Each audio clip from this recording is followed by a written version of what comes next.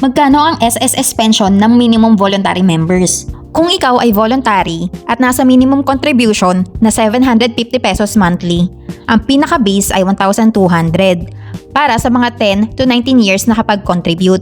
Plus 1,000 allowance is equal to 2,200. Ito na ang pension mo. Pero kapag may 20 years and above ka naman na nakapaghulog sa voluntary contribution, which is 750 pesos a month, ang base pension ay 2,400 plus 1,000 allowance is equal to 3,400.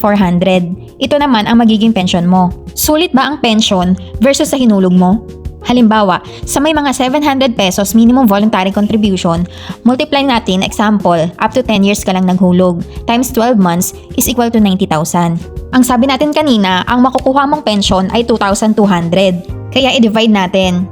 Is equal to 41 months o 3 years bago mo masulit ang hinulog mo. Take note, dapat naka 120 months contribution ka para makapag-pension. Kung hindi, lump sum ibibigay sa'yo ng SSS o kabuo ang hinulog mo.